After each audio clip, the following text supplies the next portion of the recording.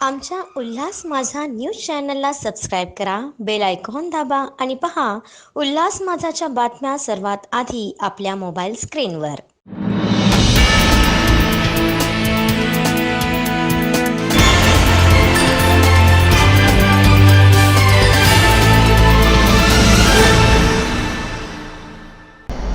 नमस्कार, मी भावना भुसारा. आपण पाहतात उल्हास माझा, सामान्य माणसाच्या हक्कासाठी.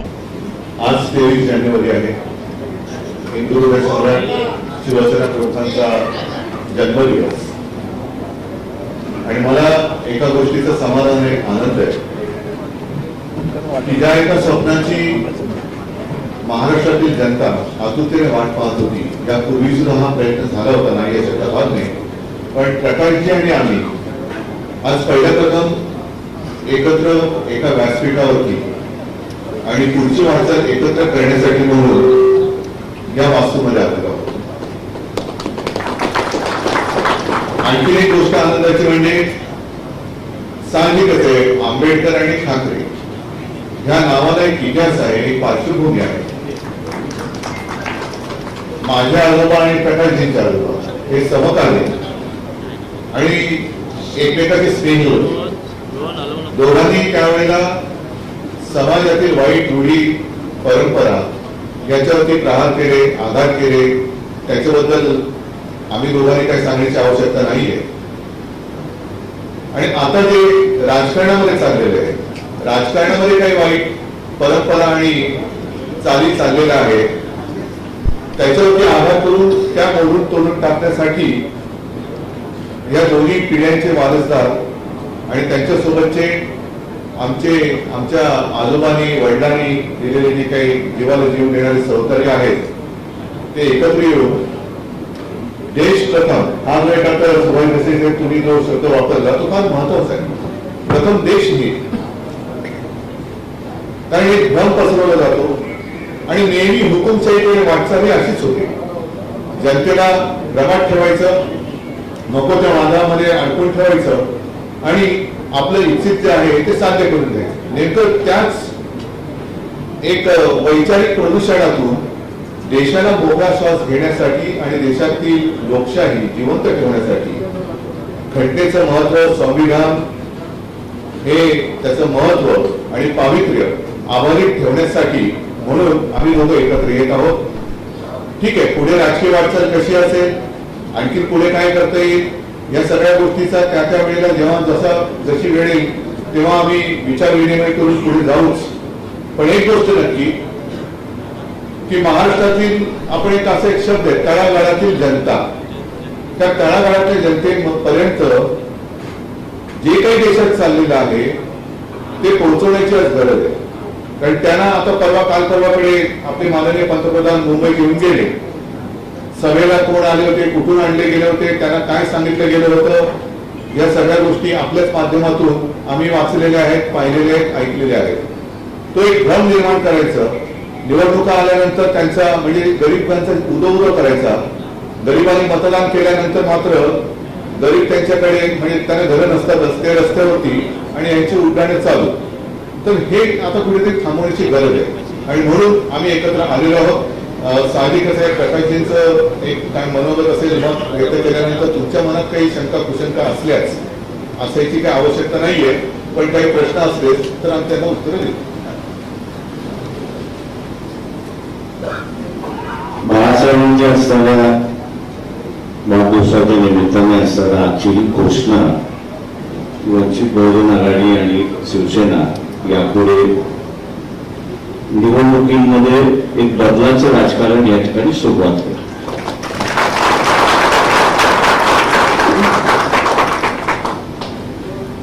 जनता दलाचा असणारा कोणीही आजही त्याचा जाहीरनामा आपण जर काढला तर त्या जाहीरनाम्यामध्ये शेवटचं असणारं एक कारण होतं आणि ते म्हणजे आम्ही मंडल कमिशन त्या ठिकाणी लागू करू.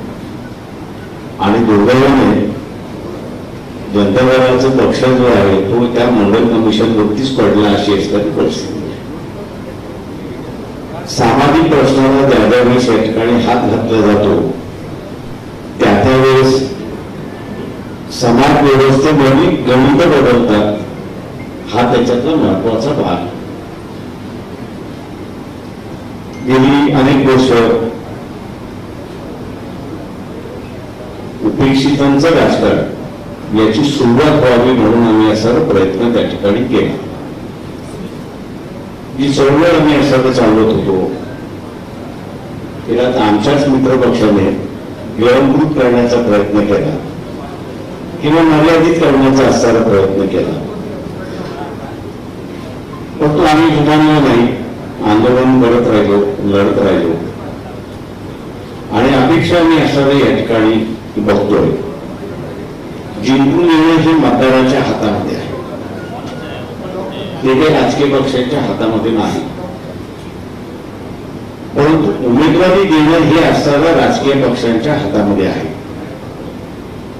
किंवा त्या उमेदवारीच्या स्वरूपामध्ये त्याचं सामाजिकरण होईल, त्याचं सार्वत्रिकरण होईल ही अपेक्षा मी या ठिकाणी बाळगतोय. मी ती पॉइंट केलेलं आहे की ह्या महाराष्ट्राची सत्ता 169 कुटुंबांमध्ये होती, त्याच्यामध्ये 10 कुटुंबात असताना वाढ झालेली आहे. नातेवाईकांचं राजकारण जर जसं वाढत गेलं तस तसं महाराष्ट्रातलं दिशांचं जे राजकारण होतं, गुड्ड्यांचं जे राजकारण होतं, गरिबांचं जे राजकारण होतं हे बाजूला पडत गेलं आणि भांडवलशाहीचं, लुटारूंचं अशी सत्ता त्या ठिकाणी सुरुवात झाली अशी असणारी परिस्थिती आहे. नव्या गोष्टी मांडण्याची गरज आहे असं मी त्या ठिकाणी मानतोय. एका काळी अर्थव्यवस्थेमध्ये मोठ्या इंडस्ट्रीची गरज होती आणि ती आपण असताना भागवतो. पण आज असताना शेतीला जोडधंदा आपण असताना म्हणतो, पण शेतीची प्रक्रिया करणारे उद्योग याची आपण असताना चर्चा करत नाही. मी आज असताना मानतोय की सगळ्यात मोठं असताना एम्प्लॉयमेंट हे काही सेक्टर्स सामान्य माणसाच्या हातामध्ये आपल्याला कशा रीतीने देता येतील, व्यापारी आणि भांडवलदार याच्या हातामध्ये जाणार नाही याची जर दक्षता आपण घेतली तर मी असताना म्हणतो की देवासला जाऊन असताना मोठमोठे लाख प्रोजेक्ट कधी आलेले मी पाहिलेले नाही. कारणामे फक्त त्या ठिकाणी होतात, पण या शेतीवरती पिकणाऱ्या प्रक्रिया करणारी यंत्रणा जर उभी राहिली तर महाराष्ट्रामध्ये प्रचंड मोठ्या प्रमाणात एम्प्लॉयमेंट होऊ शकतं आणि एक नवी दिशा त्या ठिकाणी देत आहे. अनेक असे प्रश्न आहेत की त्याच्यावरती चर्चा करून आम्ही असणाऱ्या भूमिका आपल्या समोर त्या ठिकाणी मांडत राहू. अपेक्षा एवढीच आहे की मी शरद पवारांची रिॲक्शन आज वाचली आहे, नवीन नाही. आमच्या दोघांचं भांडण फार जुनं भांडण आहे, शेतातलं भांडण नाही, नेतृत्वातलं भांडण आहे, दिशेचं भांडण आहे. आमच्या बरोबर येतील अशी अपेक्षा मी त्या ठिकाणी बाळगतो.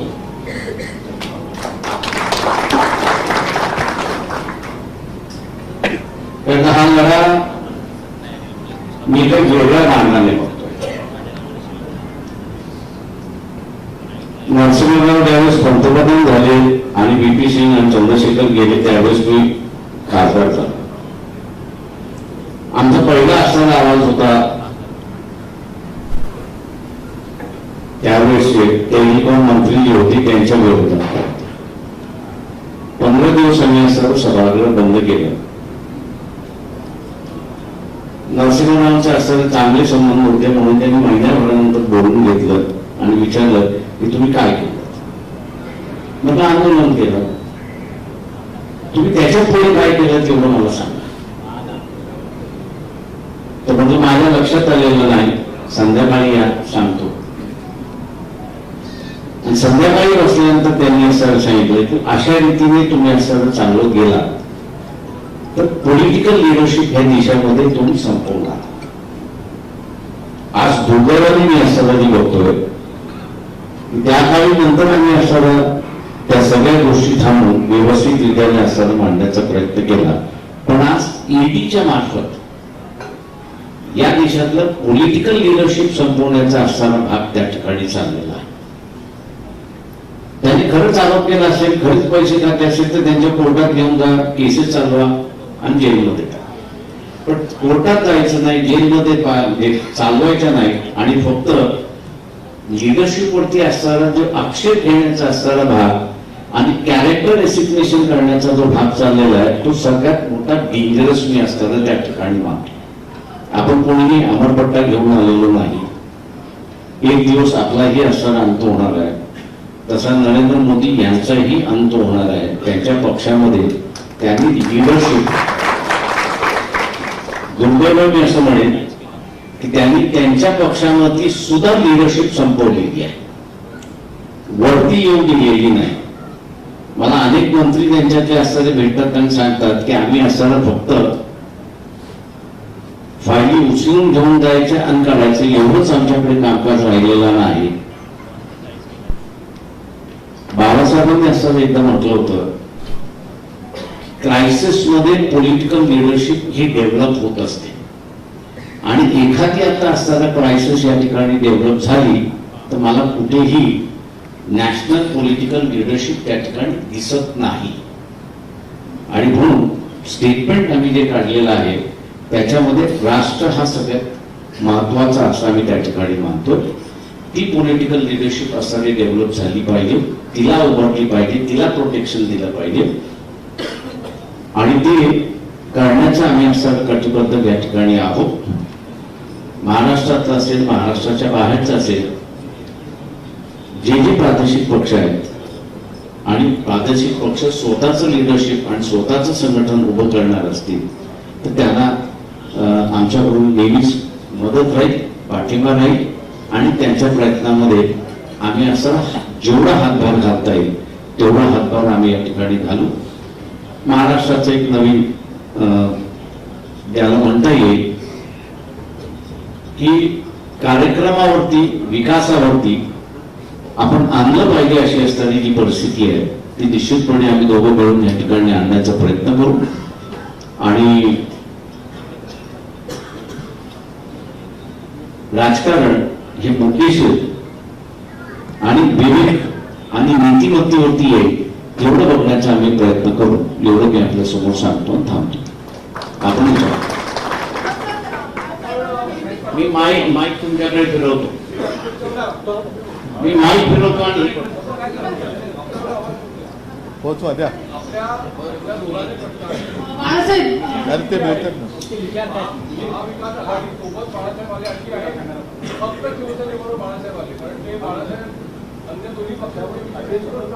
ते आता असणारं जे आहे ते आम्ही दोघंच एकत्र आलेलो आहोत. काँग्रेसनी त्याला अजून असणारा स्वीकारायचा आहे, स्वीकारतील अशी मी अपेक्षा करतो. मी मगाशी म्हणालो की शरद पवारांचा आमचा असणारा फार जवळचं शक्य होतं, किती होतं तुम्हाला सगळ्यांना माहिती आहे, पण या आघाडीमध्ये ती येतील अशी आम्ही असणारा अपेक्षा करतो किंवा त्यांना असणारा आम्ही विनंती करू. एक माझं उत्तर थांबा ना. त्यांच्या प्रश्नाला प्रकाशजींनी उत्तर दिलेलं आहे. प्रकाशजी, आपण आपले आणि राष्ट्रवादी किंवा पवारसाहेबांबरोबरचे संबंध सांगितले. आमचे सुद्धा 3 वर्षापूर्वीपर्यंत कसे संबंध होते हे गरजेचं आहे. परंतु ज्या वेळेला आमच्याही असं लक्षात आलं की फसवणुकीचं राजकारण सुरू होत आहे त्यावेळेला आम्ही निर्णय घेतला. तसं काँग्रेस आणि राष्ट्रवादी आणि शिवसेना हे 3 पक्ष एकत्र येतील का, एकत्र कसे येऊ शकतील, एकत्र आल्यानंतर आमच्यावरती सुद्धा फार वाईट विचित्र आरोप झाले. पण त्या सगळ्या आरोपांना आणि आरोप करणाऱ्यांना राजकारणात आम्ही पुरून उरलो आणि जवळपास 2.5 वर्ष हे सरकार, महाराष्ट्र महाविकास आघाडीचं सरकार आपण यशस्वीपणाने चालवलं. मुळामध्ये हेतू चांगला असेल तर सगळ्या गोष्टी पुढच्या चांगल्या होतात. आणि मी मुद्दामून आपल्यासमोर माहिती देऊ इच्छितो की असं काही नाहीये की काल रात्री आम्हाला स्वप्न पडलं की चला आपण एकत्र येऊया आणि आज आम्ही एकत्र आलो. यापूर्वी सुद्धा आमच्या काही बैठका झालेल्या आहेत, चर्चा झालेली आहे. काँग्रेस बरोबर सुद्धा चर्चा झालेली आहे, अगदी राष्ट्रवादी बरोबर सुद्धा चर्चा झालेली आहे.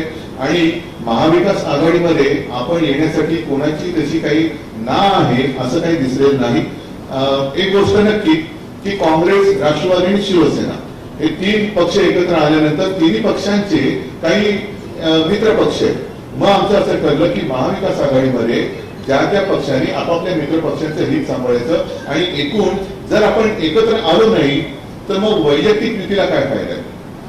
वैयक्तिक म्हणजे दोन पक्षांची युती केली आणि महाविकास आघाडीमध्ये काहीतरी तीन तिघाड्या असं करून ठेवलं तर मग या भारत किंवा देश प्रथम हा जो काही सामायिक हेतू आहे त्या हेतूलाच काढला जातो. आणि म्हणून मला असं वाटतं की प्रकाशजी तुमची आणि आमची शिवसेना आणि दलित वंचित आघाडीची युती तर झालीच आहे, पण त्याचबरोबर आपण महाविकास आघाडीचे सुद्धा एक घटक पक्ष म्हणून पुढे वाटचाल करायला कोणाची काही हरकत नाही. सर, हाच प्रश्न आहे की आज शिवशक्ती भीमशक्तीची घोषणा झाली आहे.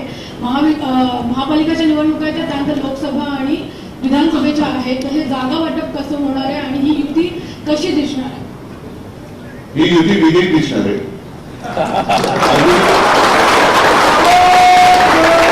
अजूनही निवडणुका जाहीर झालेल्या नाहीत. आम्ही तर सांगतोय पहिल्या दिवसापासून निवडणुका घ्या, हिंमत असेल तर निवडणुका घ्या. हे माझं त्याही वेळेचं आव्हान जेव्हा आमची युती नव्हती तेव्हापासूनचं आव्हान आज सुद्धा कायम आहे. लवकरात लवकर ह्यांनी निवडणुका घ्याव्याच. मग जागा वाटप काय असेल, कसं काय असेल तो प्रश्न आमचा आहेच. तो विचार केल्याशिवाय आम्ही एकत्र आलो नाही. पण आज सुद्धा माझं तुमच्या सगळ्यांच्या माध्यमातून या गद्दारांना म्हणा आणि त्यांच्या गद्दारांच्या राजकीय बाबदाऱ्यांना आव्हान आहे की हिंमत असेल तर लवकरात लवकर निवडणुका घ्या. काँग्रेस आणि राष्ट्रवादी सोबत आहे. राष्ट्रवादीविषयी प्रकाश आंबेडकर साहेबांनी बोलले, परंतु काँग्रेसची जी महाराष्ट्राची लिडरशिप आहे त्यांचं असं मत आहे की प्रकाश आंबेडकर यांना सोडून देण्याबाबत आमच्याकडे कुठलाही प्रस्ताव आला नाही आणि चर्चाही नाही. मग तुम्ही कसं म्हणतात की तेही आमच्यासोबत आहे? दिसेल ना आज उद्या मी जे काय बोलले ते खरं आहे का ते काय बोलले ते खरं आहे ते दिसेल. उद्धव सर अजितदादांनी सांगितलं आहे की जर का शिवसेना आणि वंचित बहुजन आघाडी यांची एकत्र युती होत असेल तर या पुढचं जे काही जागा वाटप असेल ते शिवसेनेच्या म्हणजे महाविकास आघाडीमधला तिसरा पक्ष शिवसेना म्हणून त्यांच्या ज्या काही जागा असेल त्या जागांमधून वंचित बहुजन आघाडीला द्यावे. महाविकास आघाडीमध्ये त्यांना स्थान असेल असं अजितदादांचं म्हणणं. नाही, महाविकास आघाडीमध्ये स्थान असणार. शेवटी अजूनही कोणी कोणत्या जागा लढायच्या हेच मुळामध्ये ठरवण्याची वेळ आलेली आहे, आता गरज आहे. आणि ते ठरवल्यानंतर कोणाच्या वाटेला कोणत्या जागा हा जागा ठरल्यानंतर मग कोणी कोणत्या मित्रपक्षाचं कसं हे करायचं. जसं आता विधान परिषदेच्या बाबतीत झालं केली ना, आम्ही एकमेकाला मदत केली. त्याच्यामध्ये सुद्धा ते नागपूरला आम्ही अर्ज भरला होता पण मागे घेतला. नाशिकची जागा ही काँग्रेसला सोडली होती. काँग्रेसच्या उमेदवारांनी काय ते करू नये ते केलं. त्याच्यानंतर मग आम्ही अपक्षाला तिथल्या पाठिंबा महाविकास आघाडीच्या उमेदवार शुभांगीताई पाटील सगळ्यांनी मिळून केलं.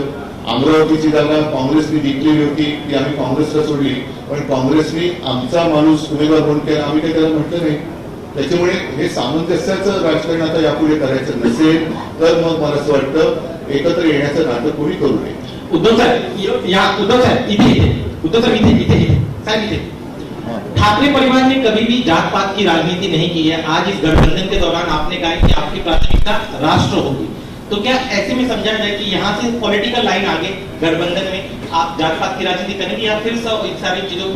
मेरे पिताजी ने कई बार कहा है कि आमचं हिंदुत्व हे राष्ट्रीयत्व आहे. हे त्यांनी अनेक बार बोललेलं आहे. मैं कोई नई बात नहीं करने जा रहा. अगर नई बात में करता तो बात अलग थी, लेकिन मैंने जो मेरे पिताजी ने कहा है वही बात मैं दोहराता हूँ और उसी राह पर हम चले गए. और इसके आगे जाकर मैंने कहा कि पिताजी ही क्यों, मेरे जो दादाजी थे और हमारे दोनों के दादा थे, उन्होंने उस वक्त जो हमारे धर्म में पूरी कुछ थोडे हिंदी माझं हा एक आता फायदा होणार आहे मला. गलत प्रथा है कि उसका विरोध किया. तो हमेशा देश हित सबके सामने पहले देश नहीं रहेगा तो हम क्या रहेंगे. आणि हिंदुत्व आमचा श्वास आहे, हिंदुत्व हे राष्ट्रीयत्व आहे. हिंदुत्व म्हणजे काय आहे हे सगळं प्रकारची ऐकलेलं आहे, वाचलेलं आहे आणि त्यांनी सांगितलेलं आहे की आता जी काही शिवसेना पुढे येते ते आम्हाला मान्य आहे. उद्धवजी, आज युतीची घोषणा होते आहे. यापूर्वी अनेक बैठका झाल्या. या बैठकांमध्ये खास करून मुंबई महानगरपालिकेसंदर्भात जागा वाटपाची काही प्राथमिक चर्चा झालेली आहे का? दोन्ही पक्षाकडनं काही आघाडी आहे का? हे असे सगळे प्रश्न तुम्ही विचारण्यापेक्षा माझं पुन्हा एकदा या सरकारला आव्हान आहे, हिंमत असेल तर निवडणुका घ्या. मग आमच्या युतीचा जागा काय झालेला आहे, कसं झालेलं आहे, चर्चा काय झालेली आहे ते तसं करण्यापेक्षा आम्ही लढून जिंकूनच टाकू ना. उद्धवजी, आपण म्हणाल की वंचित बहुजन आघाडी यासाठी त्याची काही हरकत नाही, पण शरद पवार आणि प्रकाश आंबेडकरांचे जे संबंध पाहतात हे संबंध सुधारावे यासाठी आपण व्यक्तिशः काही नक्कीच करणार ना. म्हणून मी तर असंच म्हणेन की त्यावेळेला आम्हाला गृहीत धरून राजकारण केलं गेलं होतं 1-2.5-3 वर्षापूर्वी की शिवसेना काँग्रेस सोबत जाऊ शकत नाही, शिवसेना राष्ट्रवादी सोबत जाऊ शकत नाही. त्या तर वेळेला मला असं सांगण्यात आलं की बघा राष्ट्रवादीवरून चाललंय, पवार साहेबांचं लौकिक तुम्हाला माहितीये, कधी पण दगा देतील, हे मी काही भाषणात सांगितलेलं आहे. मी त्यांच्याकडे बघत राहिलो आणि माझ्याच लोकांनी दगा दिला. माझा प्रश्न म्हणजे एकूण जे राजकारण चाललेलं आहे की आता दुसऱ्याचं घर फोडून स्वतःचं घर सजवणारी अवलाद जी सत्तेवरती येऊ बघते ती दारू टाकण्याची गरज आहे आणि त्याच्यासाठी गरिबांचा आणि सगळ्यांचा जो एक घरनिराश झालेला आहे तो दूर करण्याची. माझा प्रश्न प्रकाश आंबेडकर साहेबांना आहे.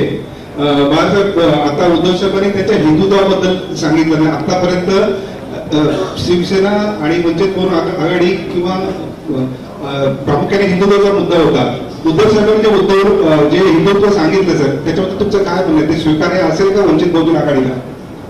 ते मी मागे त्या दिवशी म्हणालो होतो की प्रबोधनकारांचं जे हिंदुत्व होतं आणि त्यांनी असणारं जे चाललेलं होतं त्याच्यावरती चालण्याचा असणारा दाद शिवसेनेचा असल्यामुळे समाज सुधारण्याची गरज जी होती ती तुम्हाला असणारं काही वेळेस कडवटपणाने घ्यावी लागते आणि ती प्रबोधनकारांनी घेतली.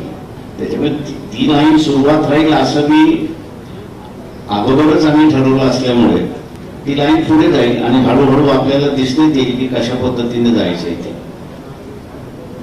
निगेटिव्ह राजकारण जे आहे हिंदुत्वाचं सध्या RSSचं आणि BJPचं द्वेषाचं जे आहे ते आम्ही ख्रिश्चनांच्या विरोधात, आम्ही मुसलमानांच्या विरोधात आणि म्हणून सगळ्यांनी एकत्र या असं जे आहे याच्यापेक्षा समाज व्यवस्था एकत्र कशी आली पाहिजे, कुठच्या मुद्द्यांवरती आली पाहिजे, ती कशा पद्धतीने येईल याची असणारी मांडणी आम्ही करत जाणार आहोत. देखा गया है कि जो गठबंधन होते शिवसेना के साथ जो गठबंधन वो हमेशा बातों पर देखे, इस बार आप यहाँ पर आए हैं, क्या इसके पीछे? मैं कई दिनों से यहाँ आना चाहता था लेकिन कोई बुला नहीं रहा था मुझे. त्यालाच अनुसरून असेल की एकंदरीत उशीर झालाय का आंबेडकर आता ते म्हटले की आम्हाला कोणी बोलवलं नव्हतं. नाही, उशीर कोणत्याही गोष्टीला होत नसतं. उशीर झाला तरी चालेल पण सुरुवात होण्याची गरज असते. ती सुरुवात आज झाली. आंबेडकर साहेब, एक प्रश्न आहे की मागच्या निवडणुकीमध्ये लोकसभा आणि विधानसभा निवडणुकीमध्ये सगळ्यात जास्त वंचित बहुजन आघाडीने काँग्रेस आणि राष्ट्रवादीचं नुकसान केलं. त्याच्यामुळे काँग्रेस आणि राष्ट्रवादी तुम्हाला यावेळेस सहन करण्याच्या स्थितीत नाही असं दिसतं. त्यावेळेस तुम्ही एक सेकंद, त्यांनी उत्तर देण्याच्या आधी गेल्या लोकसभेला आणि विधानसभेला यांनी नुकसान केलं असेल पण आम्ही तर काँग्रेस आणि राष्ट्रवादीच्या विरोधातच लढलो होतो.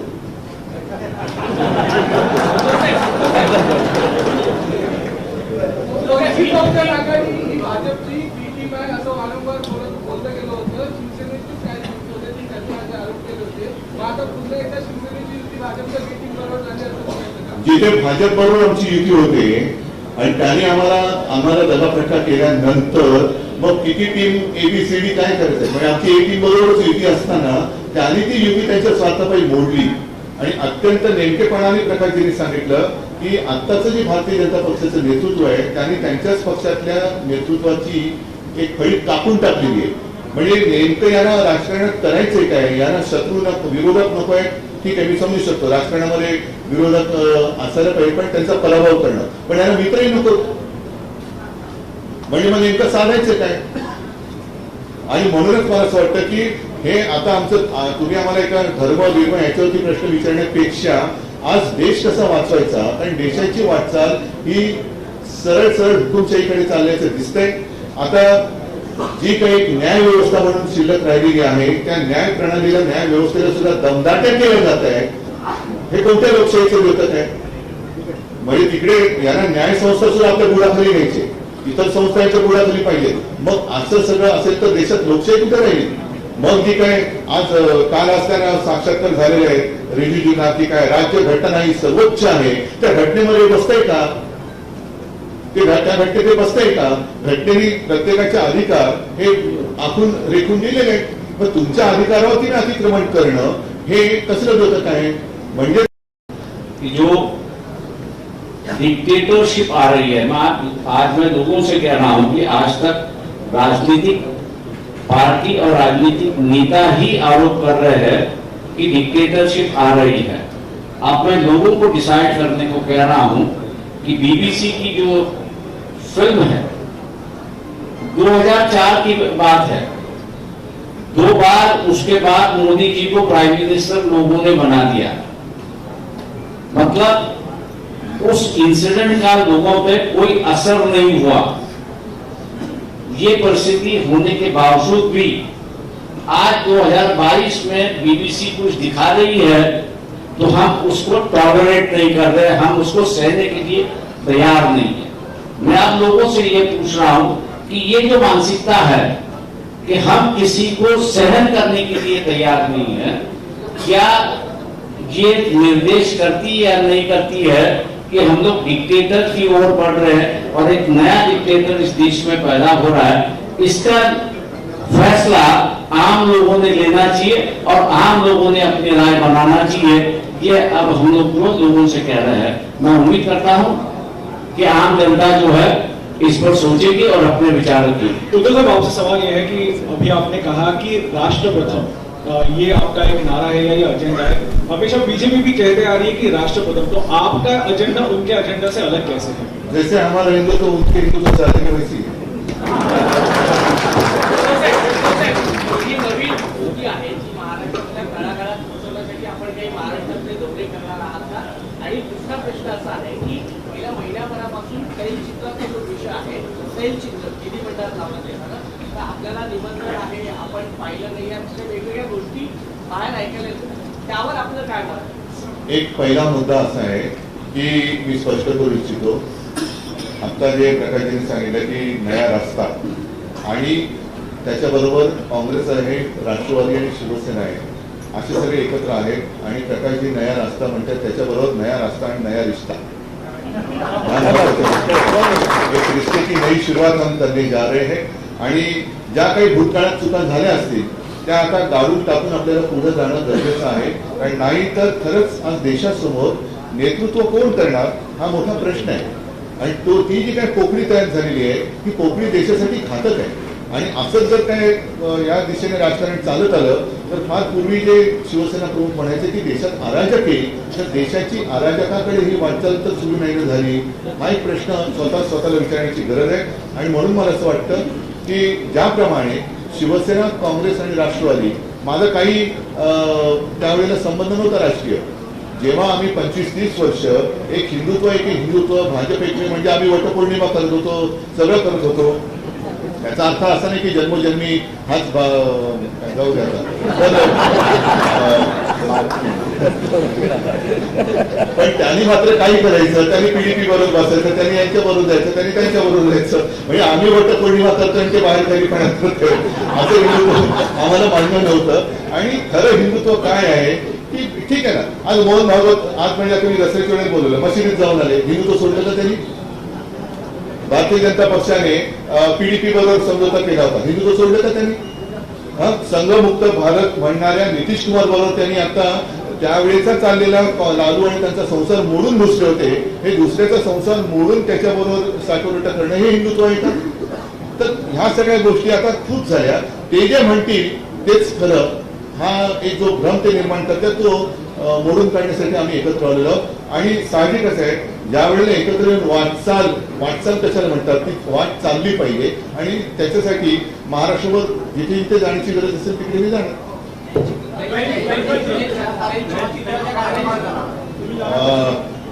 तैलचित्राबद्दल बोलणं कठीण आहे, याचं कारण शेवटी मला असं वाटतं आज संजय राऊत यांनी सामन्याचा अग्रलेख चांगला लिहिलेला आहे, त्याच्यात त्यांनी मंबाजी वगैरे असं त्याचं सगळं तुम्हाला माहिती आहे की जी काही घिसाडघाई चाललेली आहे त्याच्यावरती आता थोडंसं मी संध्याकाळी बोलत नाही, आता सगळं बोलत संध्याकाळी तुम्ही येणार नाही,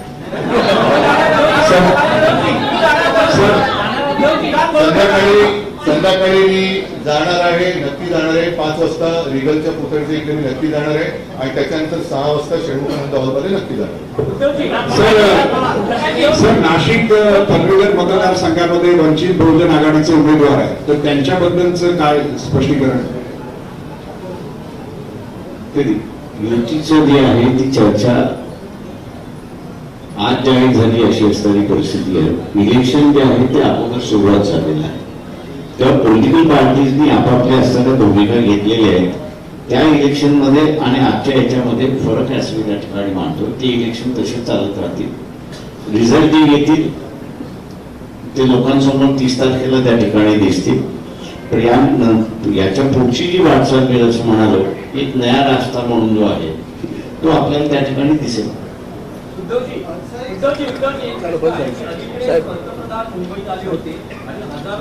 शेवटचा हजारो कोटी प्रकल्पांची भूमिपूजन झाली.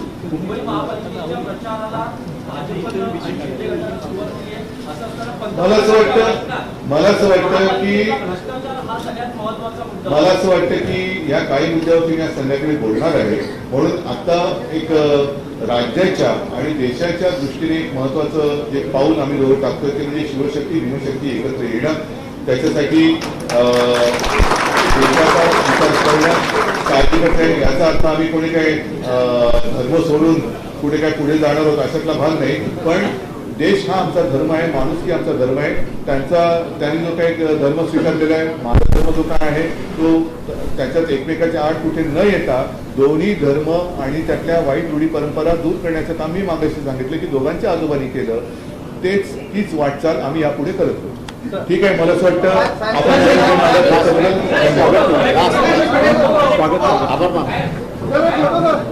विभागाच्या वतीने स्वागत आहे.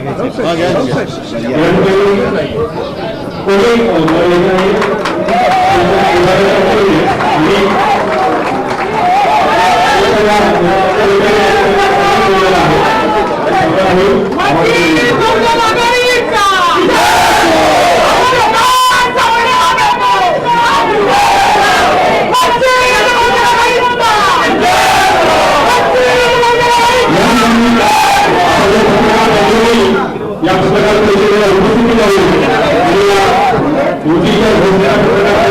प्रतिनिधी सर्व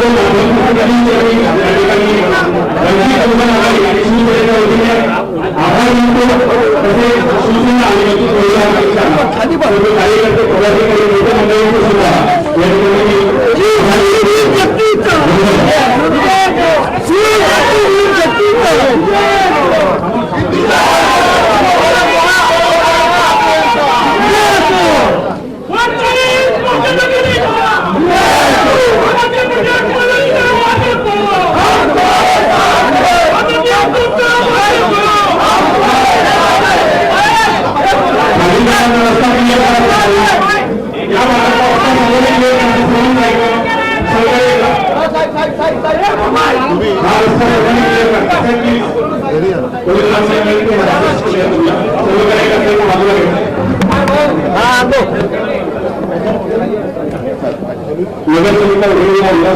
नगरपालिका